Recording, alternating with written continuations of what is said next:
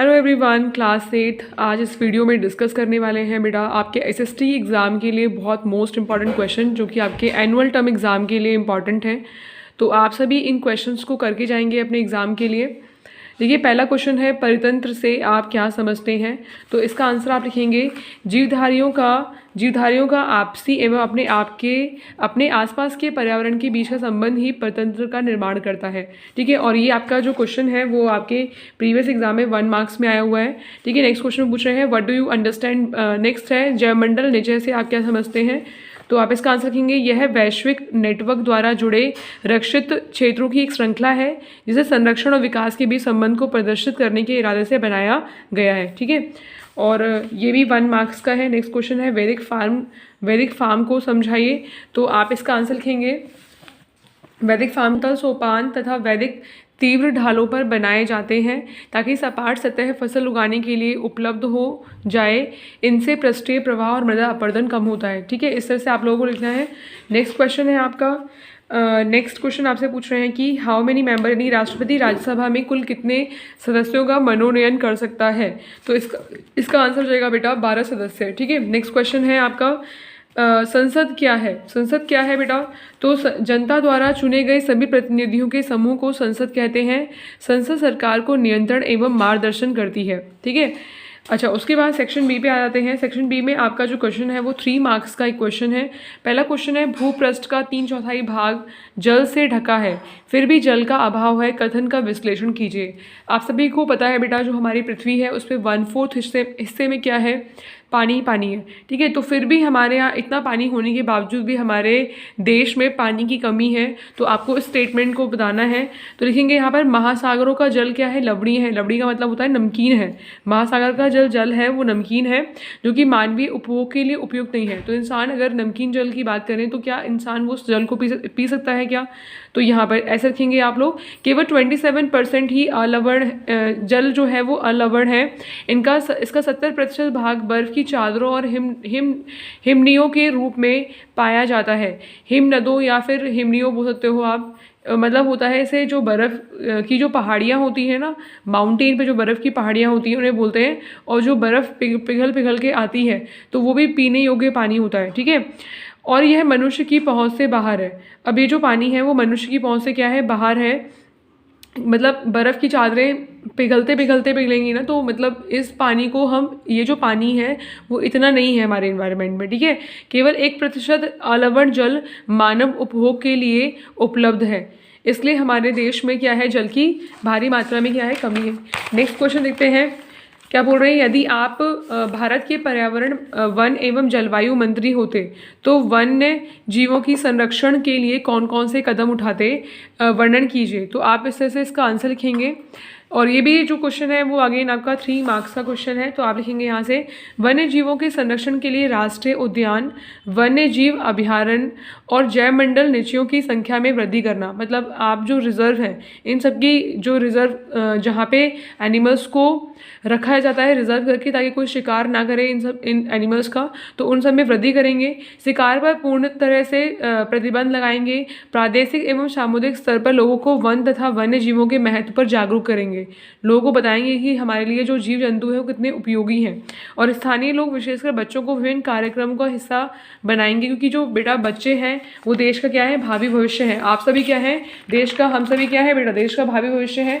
तो उन सबको भी हम क्या करेंगे, इसके लिए अवेयर करेंगे। ठीक है, नेक्स्ट क्वेश्चन देखते हैं भूमि संरक्षण के लिए किन्हीं उपायों का वर्णन कीजिए। भूमि को संरक्षित कैसे करेंगे। देखो, एक तो होता है वन रोपण करके। वन रोपण का मतलब होता है पेड़ों को लगाना है।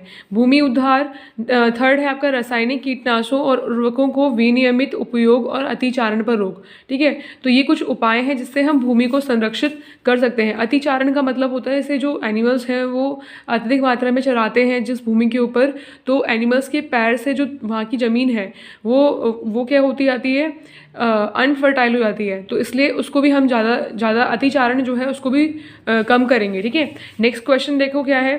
बक्सर का युद्ध भारतीय इतिहास भारतीय इतिहास में निर्णायक साबित हुआ है, कथन के आलोक में बक्सर के युद्ध का आलोचनात्मक परीक्षण कीजिए।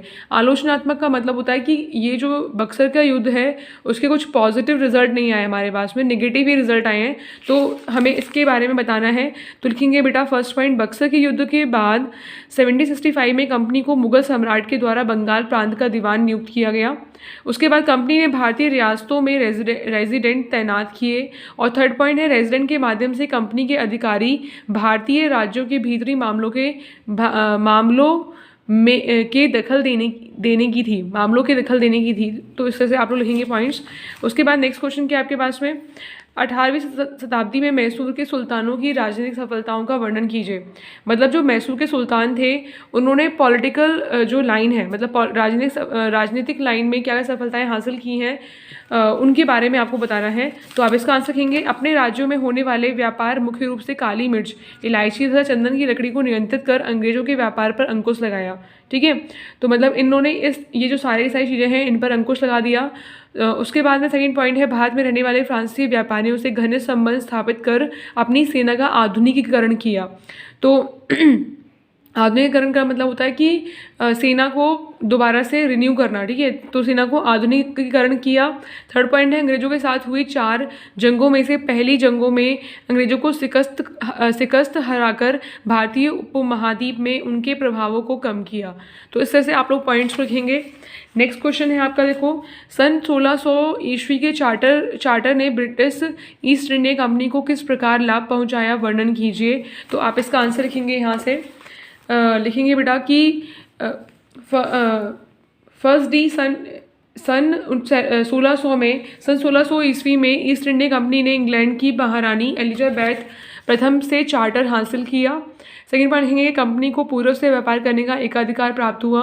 थर्ड पॉइंट, कंपनी को दूसरी अंग्रेजी व्यापारिक कंपनियों से प्रतिस्पर्धा का कोई भय नहीं था।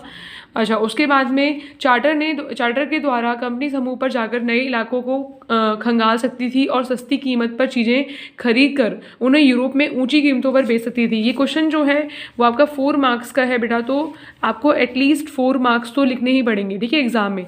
फिर नेक्स्ट क्वेश्चन देखो क्या बोल रहे हैं, ब्रिटिश ईस्ट इंडिया कंपनी के द्वारा उत्तर पश्चिमी भारत पर नियंत्रण का वर्णन कीजिए। ब्रिटिश ईस्ट इंडिया द्वारा कंपनी के उत्तर पश्चिमी भारत पर नियंत्रण का वर्णन कीजिए। तो आप यहाँ से लिखेंगे, 1850 के दशक में ईस्ट इंडिया कंपनी रूस के प्रभाव से डरी हुई थी।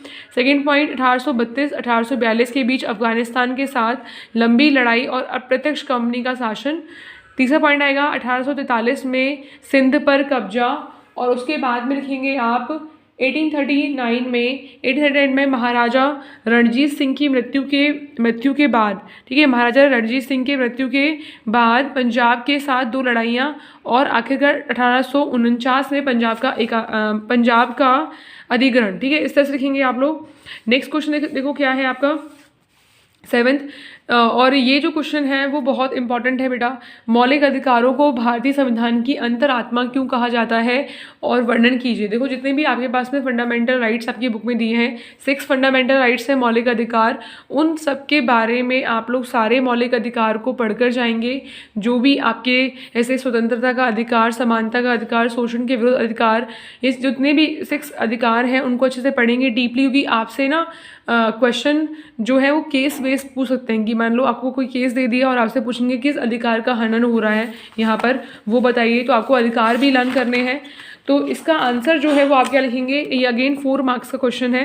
देखो, मौलिक अधिकार समानता के अधिकार के रूप में प्रत्येक नागरिक की गरिमा की रक्षा करता है। समानता का अधिकार मतलब मेल और फीमेल के बीच में कोई हमें पार्शियलिटी नहीं करनी है। ठीक है, तो मौलिक अधिकार समानता के अधिकार के रूप में प्रत्येक नागरिक की गरिमा की रक्षा करता है तथा भेदभाव को समाप्त कर लोकतंत्र में आस्था को जीवित रखता है। हमें लिंग के भेद पे, जाति के भेद पे, रंग के भेद पे मतलब लोगों के साथ में पार्शियलिटी नहीं करनी है। अगर ऐसा नहीं हो रहा है तो समानता का अधिकार जो है वो हमें मिला हुआ है। ठीक है, मौलिक अधिकार, नेक्स्ट पॉइंट है, मौलिक अधिकार स्वतंत्रता के अधिकार के रूप में राज्यों की सत्ता के दुरुपयोग से बचाने का लिखित आश्वासन देता है। तो स्वतंत्रता का अधिकार मतलब होता है कि हमें चीज़ों को करने की स्वतंत्रता है, कोई हमें इसमें रोक टोक नहीं सकता, ताकि सभी जो नागरिक सत्ता के मनमाने और निरंकुश इस्तेमाल से बचे रहें। ठीक है। थर्ड पॉइंट है मौलिक अधिकार, शोषण के विरुद्ध अधिकार, धार्मिक स्वतंत्रता का अधिकार भी है हमारे पास में। धार्मिक स्वतंत्रता का अधिकार मतलब हमें किसी भी धर्म को मानने का पूरा पूरा अधिकार है। सांस्कृतिक और शैक्षणिक अधिकार के रूप में समाज में विविधता को संपोषित करता है तथा हाशिएकरण पर रह रहे लोगों की गरिमा की रक्षा करता है। ठीक है, तो मतलब जिन लोगों को ये सारे अधिकार नहीं मिल पा रहे हैं उनको भी वो अधिकार मिल जाते हैं इन मौलिक अधिकारों के तहत। ठीक है, नेक्स्ट पॉइंट है बेटा संवैधानिक उपचार का अधिकार के मौलिक अधिकार स्वयं को बनाए रखते हैं। तो इस तरह से आप लोगों को इन क्वेश्चंस को प्रिपेयर करना है। मैं अभी आप लोगों के साथ हिंदी में क्वेश्चन डिस्कस कर रही हूँ, इंग्लिश में भी जल्दी वीडियो अपलोड हो जाएगी चैनल पे, आप लोग उसको देख लीजिए, ज़रूर से इन क्वेश्चंस को करके जाइए। Thank you.